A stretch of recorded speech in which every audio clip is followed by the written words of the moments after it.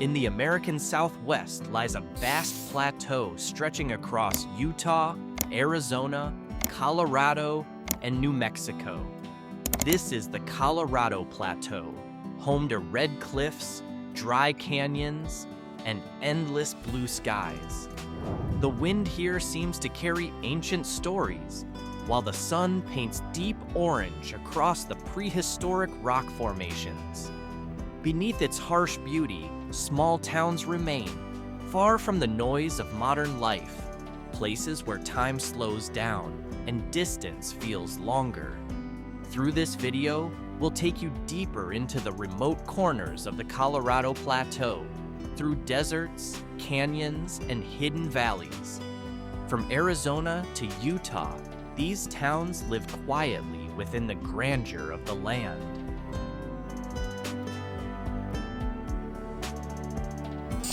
First, we head to Page, Arizona.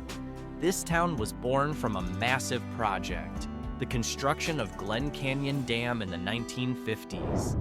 Sitting in the middle of the Colorado Plateau in northern Arizona, close to the Utah border, Page is far from any major city. Its remoteness is emphasized by the vast Glen Canyon National Recreation Area, which stretches for miles in every direction. Even with visitors coming and going, the town's 7,000-plus residents live modestly. Small shops, old repair garages, and brick homes faded by desert sun.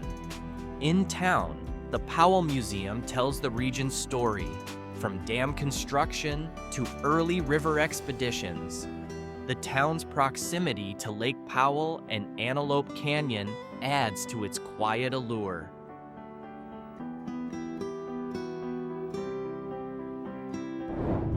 Leaving Page takes us deeper into the still heart of the plateau, and there lies Chinle. In Navajo, Chinle means flowing out, referring to the mouth of Canyon de Chelly, a sacred valley surrounded by towering cliffs.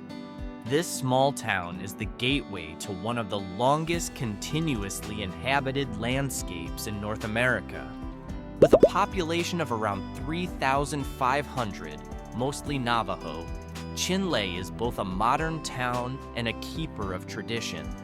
Many residents still practice ancestral crafts and seasonal rituals. The nearest large city lies hundreds of kilometers away, but for Chinle's people, isolation is not a burden. It's a way of life passed down through generations.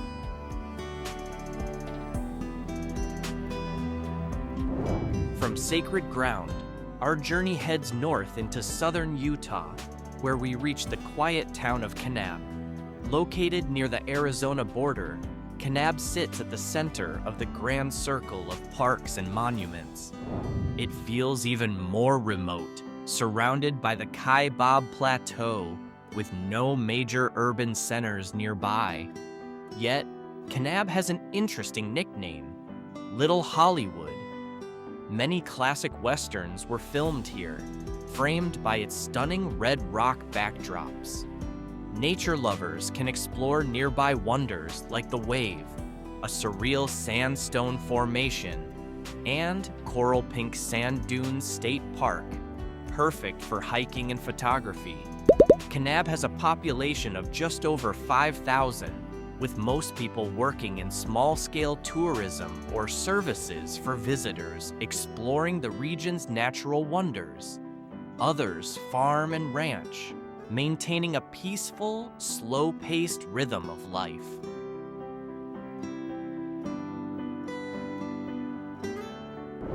Next, we return to Arizona, to Kayenta, a quiet town deep in the heart of the Navajo Nation.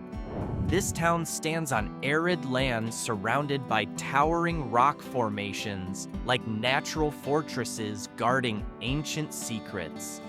Because of its location near Monument Valley, those towering sandstone buttes that have become iconic, Kayenta sees a steady stream of travelers, but only a few choose to stay. Here, the wind often carries red dust and the scent of dry earth. With a population of over 5,000, most of whom are Navajo, life here flows with quiet rhythm, rich in cultural heritage and ancestral traditions.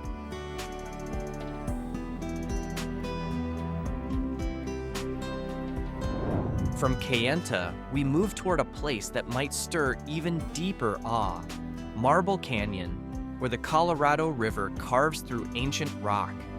Unlike the towns we visited so far, Marble Canyon isn't a town in the traditional sense. It's more of a small community, home to around 100 people, offering a peaceful escape along the river's edge. From the rim, the Colorado River shimmers below, reflecting the soft light of the setting sun. A handful of stone buildings, a rustic lodge, and the Navajo Bridge form the heart of life here. There's no strong cell signal, no big stores, just wide open sky and silence. The bridge itself offers stunning views, and lucky visitors might spot California condors soaring above the canyon.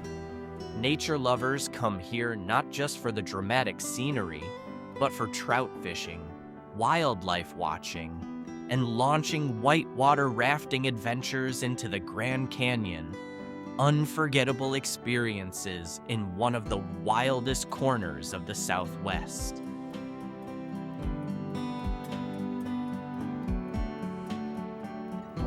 Heading farther north, we reach Blanding, a small town in southeastern Utah often called the gateway to adventure. It's the perfect starting point for those exploring ancient sites and outdoor destinations. Visitors can dive into the past at the edge of the Cedar State Park Museum, which houses ancestral Puebloan artifacts, or venture out to the nearby Natural Bridges National Monument. But within the town itself, life moves slowly. The main street is wide but quiet, lined with pine-shaded homes and family-owned shops. With a population of around 3,000, most people here rely on small businesses and forest resources, often working in tourism-related jobs. Though remote, Blanding has a close-knit community where neighbors know each other by name, and silence isn't empty. It's a part of daily life, shared and understood.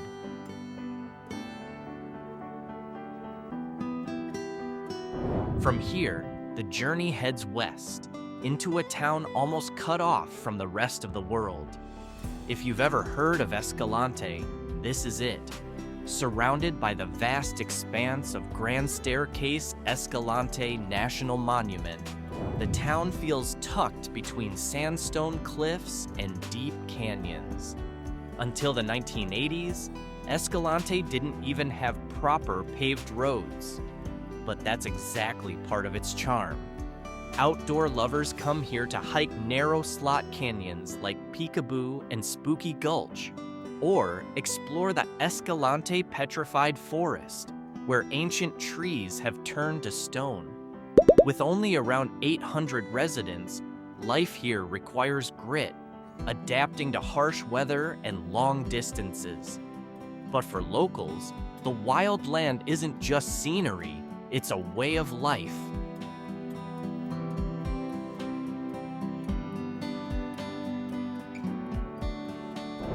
Still in Utah, we arrive at a peaceful little town called Torrey. Known for its laid-back atmosphere, this charming town serves as the western gateway to Capitol Reef National Park. Visitors can enjoy quiet walks through historic fruta, pick fruit from old orchards, and marvel at the silent red rock formations. Local art galleries and cozy restaurants add warmth to the town's appeal. With a population of just about 250 people, Torrey relies heavily on tourism.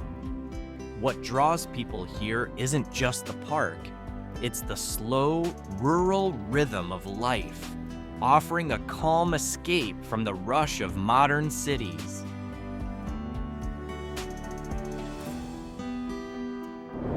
Leaving Torrey's quiet charm, we head south to a place that's as quirky as it is remote, Mexican Hat. The town gets its name from a massive rock formation shaped like a sombrero, perched dramatically on the edge of a canyon. Mexican Hat is little more than a cluster of buildings along the San Juan River, home to a tiny community of about 30 people. But despite its size, the place has an odd magnetic pull. It serves as a quiet base for exploring Monument Valley and the San Juan River, where rafting and hiking are popular.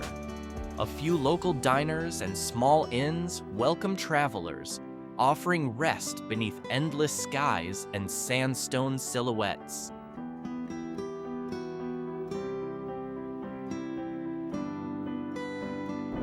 If Mexican Hat offers a quirky charm in its name, then Hanksville feels like a doorway to another planet. Look closely, and the town truly resembles an alien world. With just around 220 residents, Hanksville is a quiet outpost nestled deep in Utah's central desert. Its otherworldly reputation comes not only from the landscape, but also its proximity to the Mars Desert Research Station, a place where scientists simulate life on the Red Planet. It attracts astronomers, explorers, and solitude seekers from around the globe. The surrounding terrain is harsh, crimson red, dry, and almost entirely barren. Yet life persists. Scattered homes, an old gas station, and a small general store continue to operate. Hanksville is a testament to human resilience in the face of absolute remoteness. Nearby, visitors can explore Goblin Valley State Park or the rugged beauty of the Henry Mountains.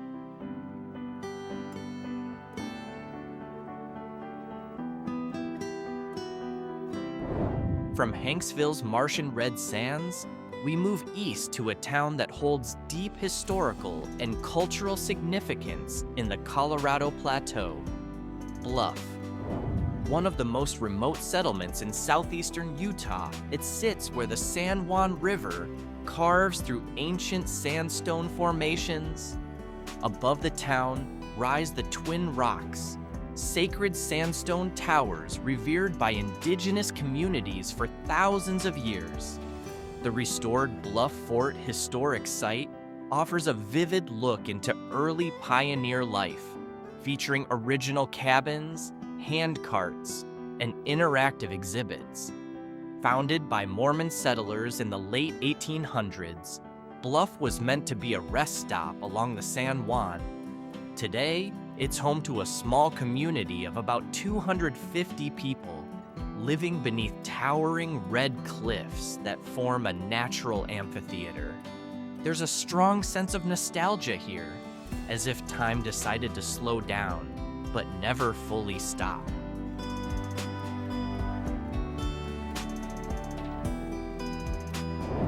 Climbing higher in elevation, we reach Monticello, perched at the foot of the Navajo Mountains. Founded in 1887 by Mormon pioneers, the town was named after Thomas Jefferson's Virginia estate. Unlike the desert towns below, Monticello feels cooler, surrounded by pine forests and green meadows, yet still remote, nestled between mountain passes.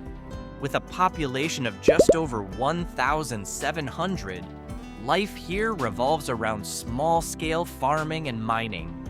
The air is thinner, the breeze cooler, and the pace slower. Monticello isn't just a quiet stop. It's a gateway to the northern edge of Canyonlands National Park, offering travelers a peaceful transition from rugged wilderness to rustic charm.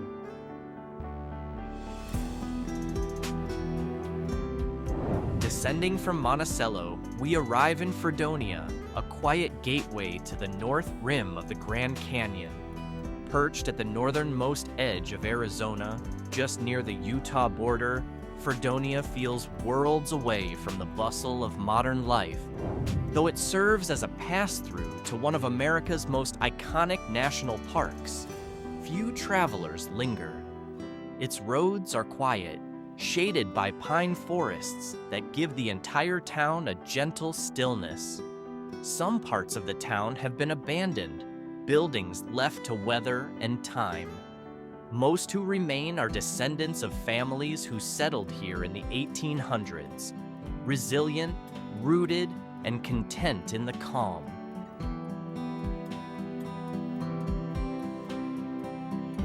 Farther east lies Boulder, Utah, once considered the most isolated town in the continental United States. Until 1938, there were no paved roads leading in or out. Supplies had to be delivered by mule, crossing steep cliffs and winding rivers. Even today, that remoteness lingers. The landscape surrounding Boulder is stunning, rugged, vast, and humbling. Life moves slowly here, just as it did decades ago. The people of Boulder live in rhythm with the land, embracing a kind of solitude that feels sacred rather than lonely.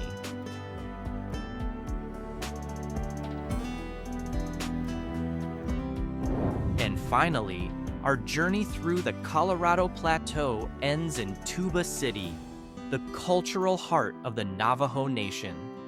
Set in a dry, dusty expanse, this town carries a quiet dignity, a stronghold of native tradition and modern adaptation. Larger than many towns we visited, Tuba City is still shaped by distance and landscape. Navajo culture is woven into daily life, from local art to open-air markets. Here, tradition and modernity walk side by side, though silence still holds space between them. Under an endless sky, life moves steadily and thoughtfully. Tuba City marks the final stop, but the stillness of the plateau never really leaves you. In the end, the towns we've explored may lie far from the path of modern maps, but that's exactly where life beats at its most honest rhythm. The Colorado Plateau holds stories not of noise or spectacle, but of people who endure, who find meaning in distance and strength in simplicity. Between red rocks and blue skies, they continue, not loudly, but fully. Stillness here is not the absence of life. It's where life reveals its truest form.